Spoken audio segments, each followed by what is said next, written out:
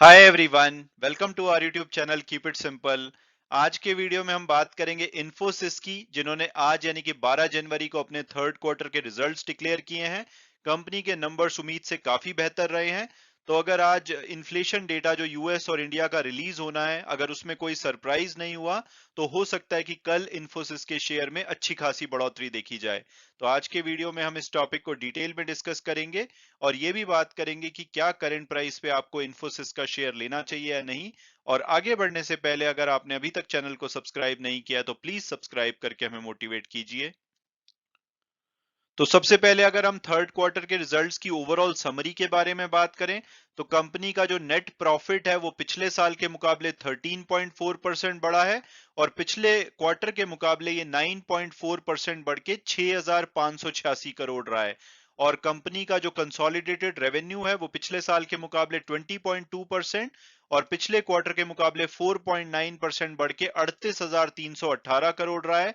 और ये दोनों ही नंबर्स जो एस्टिमेट्स थे उनसे बेटर रहे हैं, क्योंकि अगर हम पोल ऑफ पोल्स का एस्टिमेट लगाएं तो वो 37,613 करोड़ रेवेन्यू का था। इसके अलावा ईटी नाउ और ब्लूमबर्ग ने लगभग 37,965 करोड़ रुपए की रेवेन्यू की उम्मीद करी थी, लेकिन ये नंबर उम्मीद से बेहतर रह करके 38,318 करोड़ रहा है।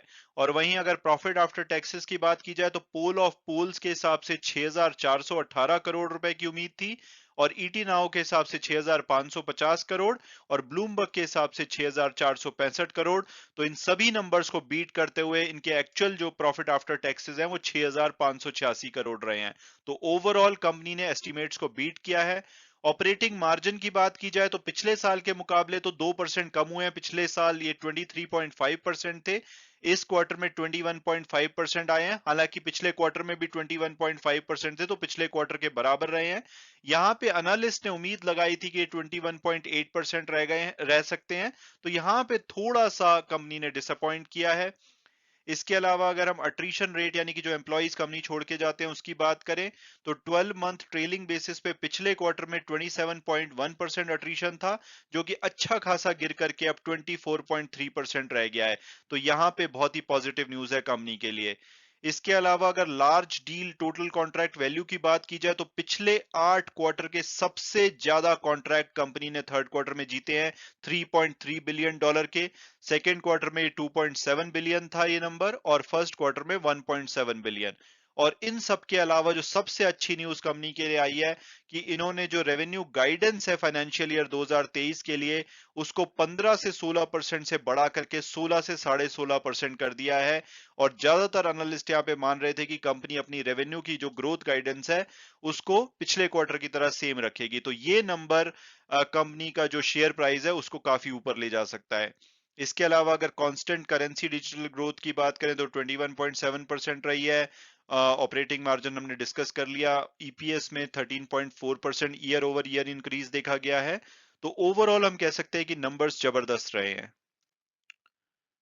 इसके अलावा अगर अन्य अपडेट्स की बात की जाए तो कंपनी ने जो अपने ऑपरेटिंग मार्जिन की गाइडेंस है उसको पिछले क्वार्टर की तरह सेम रखा है, अभी भी 21 से 22% की उम्मीद है।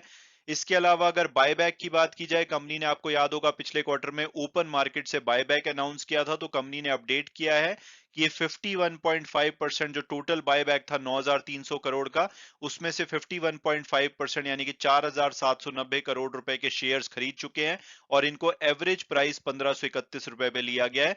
हालांकि कंपनी का जो मैक्सिमम प्राइस था वो 1,850 था, तो कंपनी को बहुत ही सस्ते में बायबैक में शेयर मिल गए हैं।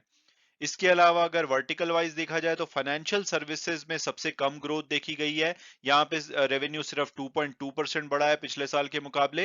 हालांकि एनर्जी एंड यूटिलिटीज में 21% और मैन्युफैक्चरिंग वर्टिकल में 29% की जबरदस्त ग्रोथ देखी गई है। ज्योग्राफी वाइज बात करें तो कंपनी की जो मेजर ज्योग्राफी है नॉर्थ अमेरिका, वहां पे 10% और यूरोप में 13.6% की बढ़िया ग्रोथ देखी गई है। और अगर हम इनके बड़े क्लाइंट्स की बात करें तो थर्ड क्वार्टर में कंपनी ने 2 क्लाइंट $50 मिलियन बास्केट में ऐड किए हैं और 13 क्लाइंट इन्होंने 10 मिलियन प्लस बास्केट में ऐड किए हैं। और ओवरऑल अगर एम्प्लॉइज की बात की जाए तो कंपनी के एम्प्लॉइज 1627 से बड़े हैं इस क्वार्टर में। आपको याद होगा टीसीएस ने अभी जब रिजल्ट डिक्लेयर किए थे तो उनके एम्प्लॉइज की संख्या कम हुई थी, तो यहाँ पे भी इन्फोसिस के लिए पॉजिटिव न्यूज है। ओवरऑल इनका जो हेडकाउंट है अब 3,46,845 हो चुका है। और अब अगर बात की जाए कि भाई क्या करंट प्राइस पे हमें इन्फोसिस का शेयर लेना चाहिए या नहीं, और इनके रिजल्ट के बेसिस पे क्या कंपनी का शेयर बहुत तेजी से भाग सकता है, तो सबसे पहले अगर हम पास्ट परफॉर्मेंस देखें तो 3 साल में इन्होंने 100% की बढ़िया रिटर्न दी है। हालांकि पिछले 1 साल में इनका शेयर बिल्कुल भी नहीं चला है, इसने 21% की नेगेटिव रिटर्न दी है। इसके अलावा कंपनी 2% के आसपास का डिविडेंड देती है, तो अगर उसको भी मान ले तो कंपनी का शेयर अच्छा खासा गिरा है। हालांकि टिकर टेप के प्रोडक्टिव एनालिसिस के हिसाब से इसका एवरेज प्राइस 1733 रुपए होना चाहिए, हायर साइड पे 2300 रुपए के आसपास और लोअर साइड पे 1150। जो आज की क्लोजिंग हुई है वो 1481 पे हुई है, तो उस हिसाब से तो ये अपने एवरेज प्राइस से नीचे पे अवेलेबल है, तो वैल्यूएशन अट्रैक्टिव है। इस टाइम पे सभी आईटी कंपनीज का वैल्यूएशन अट्रैक्टिव है। हालांकि पी और पीबी के वाइज देखे तो विप्रो और एचसीएल ज्यादा अट्रैक्टिव लगती हैं, लेकिन इन्फोसिस का ऑब्वियसली जो गुडविल है वो इन कंपनी से ज्यादा है। और अगर बात की जाए कि भाई कल क्या इनका शेयर भाग सकता है, तो अभी के लिए अगर इनिशियल इंडिकेशन की बात की जाए तो यूएस में प्री मार्केट आवर्स में जो इनका एडीआर लिस्टेड है उसमें सिर्फ 0.55% की बढ़ोतरी देखी गई है। हालांकि इसमें वॉल्यूम काफी कम है।